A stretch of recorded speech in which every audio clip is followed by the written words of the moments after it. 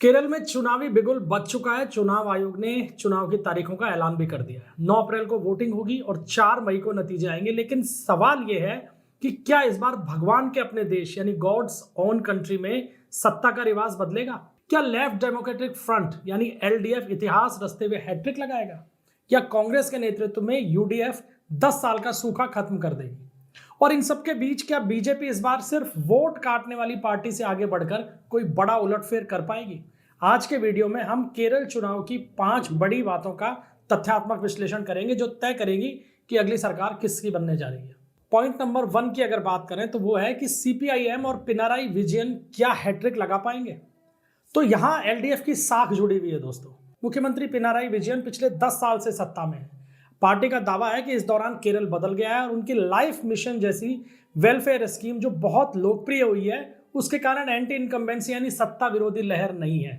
कई सर्वे इस बात की पुष्टि भी कर रहे हैं कि एलडीएफ इस समय मजबूत है, क्योंकि एलडीएफ का संगठन केरल के गांव-गांव में बेहद मजबूती के साथ में खड़ा है और ग्रामीण क्षेत्रों में और जो लेबर क्लास है वो अभी भी एलडीएफ के साथ में मजबूती के साथ में जुड़ा हुआ है। और पार्टी का साफ तौर पे दावा है कि उनकी जो चेंज केरला की जो मुहिम थी उसने 10 साल में विकास और कल्याण पे फोकस किया, लिहाजा केरल और केरल वासियों की जिंदगी बदल गई है। लेकिन चुनौतियां कहां हैं? कहां एलडीएफ फंसता हुआ दिखाई दे रहा है? तो 10 साल का जो शासन एलडीएफ का रहा है वो अपने साथ अब कुछ थकान और बड़ी संख्या में घोटाले भी लेकर आया है।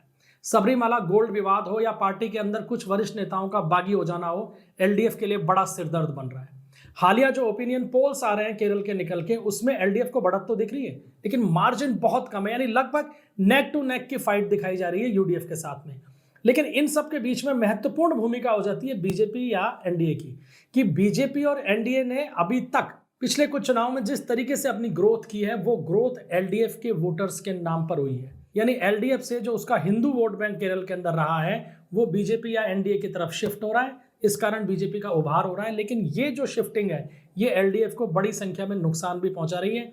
बीजेपी और एनडीए अब 140 सीटों के ऊपर चुनाव लड़ रहे हैं, लिहाजा अगर 20-30 सीटों के ऊपर भी ये एनडीए जो है या हम कहें कि बीजेपी बड़ी संख्या में अगर हिंदू वोटों को काटने में कामयाब रही तो ये एलडीएफ के लिए एक बड़ा सिरदर्द साबित हो सकता है और तीसरी बार सत्ता में आने की उनकी मुहिम पर ब्रेक भी लग सकता है। अब बात करते हैं यूडीएफ की। तो यूडीएफ के लिए तो करो या मरो की स्थिति का चुनाव है। कांग्रेस और यूडीएफ जो है वो अपने अस्तित्व की लड़ाई इस चुनाव के दौरान लड़ रहे हैं, क्योंकि पिछले 10 साल से विपक्ष के अंदर बैठे हैं। कांग्रेस ने एक काम जरूर अच्छा किया कि इस बार वीडी सतीशन को सीएम फेस बना दिया है, जिससे पार्टी एकजुट दिख रही है। सतीशन की छवि भी अच्छी है, लेकिन क्या यह जीत के लिए काफी है? आखिरी बार केरल के अंदर यूडीएफ को जो निर्णायक बहुमत मिला था विधानसभा चुनाव में वो 2001 में मिला था, जब 140 में से 99 सीटें उसने हासिल की थी। 2011 के विधानसभा चुनाव में जब यूडीएफ जीता तो केवल 2 सीटों की बढ़त थी उसे एलडीएफ के ऊपर, और पिछले 2 चुनाव से तो वो सत्ता से बाहर ही है। लिहाजा अब यूडीएफ को ये उम्मीद है कि वो 2001 के प्रदर्शन को एक बार फिर से दोहराएगी। लेकिन इस प्रदर्शन के दोहराव में बहुत बड़ी संख्या में चुनौतियां भी हैं, और सबसे बड़ी समस्या जो यूडीएफ को या कांग्रेस को है वो ये है कि ये जो चुनौतियां हैं ये पार्टी और गठबंधन के अंदर से उभर कर सामने आ रही है। अब उम्मीद ये है यूडीएफ को कि जिस तरीके का प्रदर्शन 2024 के लोकसभा चुनाव में रहा कुछ वैसा ही विधानसभा चुनाव में भी रहेगा। 2024 में यूडीएफ ने 20 में से 18 सीटें जीती थी लोकसभा की, और कांग्रेस ने अकेले इसमें 18 में से 14 सीटें हासिल की थी। 2025 में जो लोकल बॉडी इलेक्शन हुए उसमें भी यूडीएफ ने बेहतरीन प्रदर्शन किया। तो उम्मीद यही है कि लोकसभा और लोकल बॉडीज के प्रदर्शन का जो दोहराव है वो विधानसभा में भी देखने को मिलेगा। लेकिन विधानसभा चुनाव के अंदर वोट पैटर्न जो है वो बिल्कुल अलग होता है। हर सीट के ऊपर अलग तरीके के मुद्दे होते हैं, और सबसे बड़ी बात यह है कि जिस तरीके का संगठन इस समय एलडीएफ का केरल के अंदर है वो तमाम तरह की एंटी इनकम्बेंसी को भी फेल करने के लिए पूरी तरीके से मुस्तैद है, जो कि 2021 में भी उसने दिखा दिया था। इसलिए यूडीएफ सत्ता की तरफ बढ़ता हुआ तो दिखाई दे रहा है, लेकिन लड़ाई इतनी आसान नहीं होगी जितनी कि वो सोच रहे हैं। जो हालिया सर्वे जो आ रहे हैं केरल चुनाव को लेकर उनमें मुकाबला बिल्कुल फोटो फिनिश की तरह दिखाई दे रहा है, बल्कि कुछ सर्वे में तो यूडीएफ की तुलना में एलडीएफ को ज्यादा बढ़त दिखाई दे रही है। हालांकि ये बढ़त भी बहुत कम है। कुल मिलाकर चुनाव केरल का इस समय फंसा हुआ है। अब बात करेंगे तीसरे और सबसे महत्वपूर्ण फैक्टर की जो केरल के आने वाले विधानसभा चुनाव को जबरदस्त तरीके से प्रभावित करेंगे, और वो है बीजेपी। अब सवाल ये उठता है कि बीजेपी किंग मेकर बनेगी या स्पॉइलर बनेगी, क्योंकि केरल में बीजेपी की स्थिति अब पहले वाली तो नहीं रही है। पीएम मोदी के विकसित केरलम के नारे और तिरुवनंतपुरम नगर निगम में ऐतिहासिक जीत ने पार्टी में नई जान फूंक दी। बीजेपी का टारगेट केरल में करीब 20% तक वोट शेयर हासिल करने का है। अभी जो सर्वे आ रहे हैं वो ये दिखा रहे हैं कि बीजेपी केरल में 12 से 14% वोट शेयर और लगभग 2 विधानसभा की सीटें जीत सकती है, लेकिन बीजेपी इससे इत्तेफाक नहीं रखती। पार्टी का ये कहना है कि वो लगभग 20% वोट शेयर पे जाएगी और लगभग डबल डिजिट के अंदर उसकी सीटें आ सकती हैं। लेकिन कुल मिलाकर जो बीजेपी की केरल में रणनीति है वो 30+ सीटों की है। अब ये रणनीति क्या है इसके बारे में बात कर लेते हैं। दरअसल बीजेपी मुख्य रूप से फोकस कर रही है उत्तरी और सेंट्रल केरल की सीटों को। लगभग 30 ऐसी सीटें हैं जहां हिंदू वोट ज्यादा है और ये बीजेपी का जो हिंदू वोट बैंक लगातार बढ़ रहा है, यानी यूडीएफ और एलडीएफ से जो हिंदू वोट बैंक है वो बीजेपी की तरफ शिफ्ट हो रहा है। और इसमें जो उभार हो रहा है वो उभार किसका खेल बिगाड़ेगा ये देखना बड़ा रोचक रहने वाला है। बीजेपी मुख्य रूप से उन हिंदू वोटों में सेंध लगा रही है अभी, या हम कह सकते हैं कि सफलतापूर्वक सेंध लगा चुकी है जो एलडीएफ का आधार थे। ऐसे में अगर बीजेपी 10 से 20 सीटों के ऊपर भी वोट शेयर बढ़ा लेती है तो जिस पार्टी का या जिस गठबंधन का वोट कटेगा वही औंधे मुंह चुनाव के अंदर गिरेगा और इससे जीत हार का अंतर पूरी तरीके से बदल जाएगा। अब बीजेपी ने अपनी रणनीति के तहत केरल में मिशन 2026 का नारा दिया है। ये सोची समझी स्ट्रेटेजी है पार्टी की और पार्टी का लक्ष्य है कि लगभग 20% से ऊपर अपने वोट शेयर को निकालकर विधानसभा में अपनी मजबूत मौजूदगी दिखाना। पार्टी जानती है कि बहुत ज्यादा सीटें नहीं मिलेंगी, लेकिन सबसे बड़ा फोकस बीजेपी का वोट शेयर के ऊपर है। 2024 के जो लोकसभा चुनाव हुए थे उसमें बीजेपी ने 20 में से 3 सीटों पर, यानी 2024 के लोकसभा चुनाव में बीजेपी ने 20 में से 3 सीटों के ऊपर 30% से ज्यादा वोट शेयर हासिल किए थे। इनमें से पहली सीट थी त्रिशूर जहां उसे करीब 38% वोट मिले और यहां से सांसद सुरेश गोपी भी जीते। बीजेपी का पहला सांसद यहां से जीता था। दूसरी सीट थी तिरुवनंतपुरम, यहां बीजेपी ने करीब 36% वोट लिए थे। यहां उसे लोकसभा सीट नहीं मिली, लेकिन बाद में यहां पे मेयर उसका जीता, यानी नगर निगम चुनाव में तिरुवनंतपुरम में बीजेपी ने शानदार जीत दर्ज की। और तीसरी सीट थी अटिंगल जहां बीजेपी को लगभग 32% वोट लोकसभा चुनाव में मिले थे।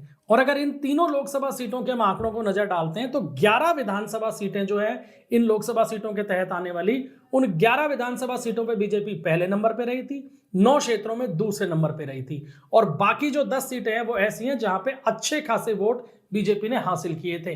तो ये कुल मिलाकर जो 30 सीटों का आंकड़ा है इस पर बीजेपी ने फोकस कर रखा है और बीजेपी ये चाहती है कि इन 30 सीटों के अंदर जीत भी दर्ज करे और इनके माध्यम से अपने वोट शेयर को भी बढ़ाए। इसके साथ साथ बीजेपी की नजर उस 10% स्विंग वोटर के ऊपर भी है जो ना तो अभी तक वामपंथ यानी एलडीएफ के साथ जुड़ा हुआ है और ना ही कांग्रेस यानी यूडीएफ के साथ में। पार्टी का मानना है कि ये जो 10% वोट शेयर है ये केरल में निर्णायक साबित हो सकता है। पिछले 3 चुनाव में बीजेपी का वोट बैंक धीरे धीरे ही सही लेकिन बढ़ा है। 2011 के विधानसभा चुनाव में बीजेपी ने केरल में लगभग 6% वोट हासिल किए। 2016 में वो बढ़कर लगभग 11% हो गए और 2021 के विधानसभा चुनाव में वो लगभग 11.25% के आसपास वोट शेयर हो गया।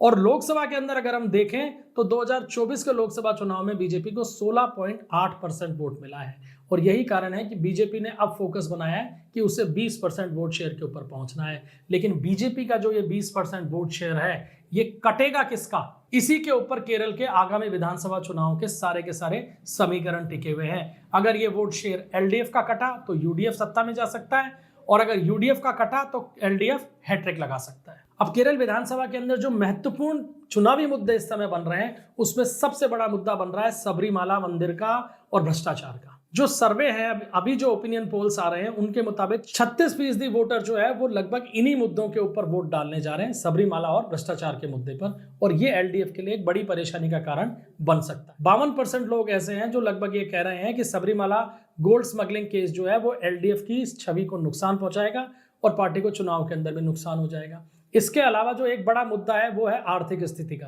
कि राज्य पर लगातार कर्ज का बोझ बढ़ता जा रहा है, युवाओं का पलायन हो रहा है विदेश के अंदर और ये अब धीरे धीरे बड़े चुनावी मुद्दे बन गए हैं और इनकी काट एलडीएफ को खोजनी पड़ेगी। और ये तमाम मुद्दे ऐसे हैं जो सीधे तौर पर एलडीएफ के प्रभाव को कम कर रहे हैं। और पांचवा और अहम जो पॉइंट है वो केरल के चुनाव का ये है कि क्या होगा पिनाराई विजयन का भविष्य, यानी उनके नेतृत्व का क्या होगा। पिछले 10 साल से वो पार्टी का चेहरा बने हुए हैं। अगर जीत मिलती है तो वे निर्विवाद रूप से नेता बने रहेंगे, लेकिन अगर हार होती है तो क्या सीपीएम किसी नए चेहरे को सामने लाएगी। हालांकि सीपीएम में जिस तरीके की राजनीति होती है उसमें कोई आश्चर्य नहीं कि तीसरी बार जीत होने पर भी मुख्यमंत्री के रूप में किसी नए और फ्रेश चेहरे के ऊपर दाव लगाया जा सके। हालांकि फिलहाल पार्टी अभी विजयन के नेतृत्व के अंदर ही चुनाव मैदान के अंदर है।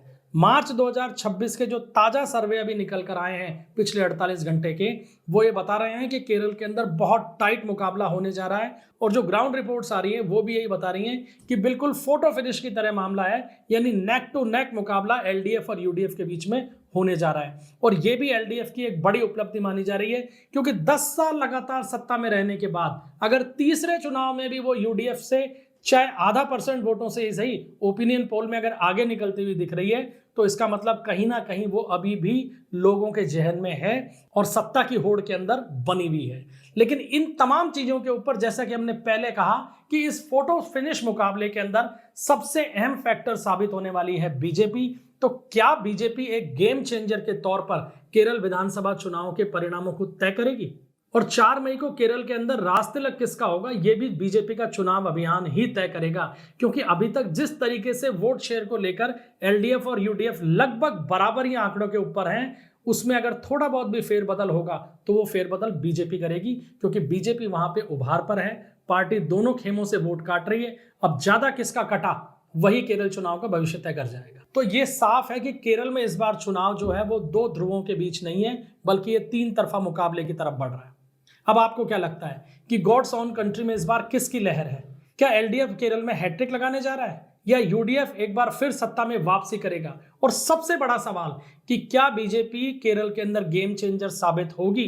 बीजेपी विधानसभा में अपनी मजबूत उपस्थिति दिखा पाएगी? कमेंट सेक्शन में अपनी राय जरूर दीजिएगा। वीडियो अगर पसंद आया हो तो इसे लाइक कीजिएगा, शेयर कीजिएगा और चैनल को सब्सक्राइब करना मत भूलिएगा। तो अपने होस्ट विकास शर्मा को इजाजत दीजिए। मिलते हैं अगले वीडियो में, तब तक के लिए जय हिंद, जय भारत।